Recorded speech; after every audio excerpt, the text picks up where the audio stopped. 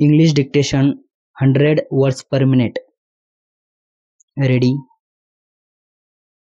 Start. Then again there was a consistent demand of the house that we should reduce the cost of fertilizers. Here we have not subsidized the industry or the factories. We have subsidized the farmer. Direct reduction should be there. Therefore, we have tried to implement the suggestion as it was contemplated with a subsidy limit. We might have seen that the subsidy has gone up this year to rupees 3,000 crores. The subsidy is going to increase to rupees 5,000 crores in 1998-1990. We have tried to discuss it with the fertilizer industry. We should have a formula by which this increased subsidy. This discount is absorbed in the increased subsidy that we have provided.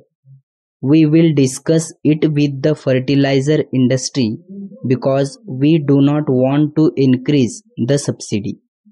On the one hand, rupees 3,000 crores are given for fertilizers to the farmers and not to the factories. We have reduced the price itself. We have tried to get within the subsidy that has been budgeted.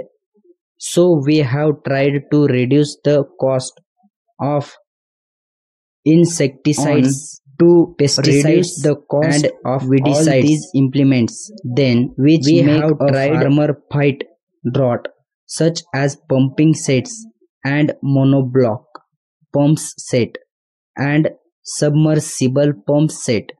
We went through many articles. Many of them are already tax-free or are having nominal tax or little tax. This is how we went through the whole tax structure. There are many items on which already there is no tax or there is very little tax. Whatever items we have tried to reduce tax on those items. We have done so mainly because we want the production of insecticides and pesticides should go up and the demand should also go up. The availability of short-term loans goes up and that way we are helping the farmers. Then simultaneously we have tried to go into another problems which is a related one. How can we give more employment to the increasing number of unemployed, semi-employed village youth? Therefore, we have provided a structure to encourage village industries so that outsiders cannot exploit the villagers. Therefore, we have thought of village industrial cooperatives and we have exempted all taxes for production in the village industrial cooperatives, that is to create self-employment in villages to promote the rural industrialization. Stop.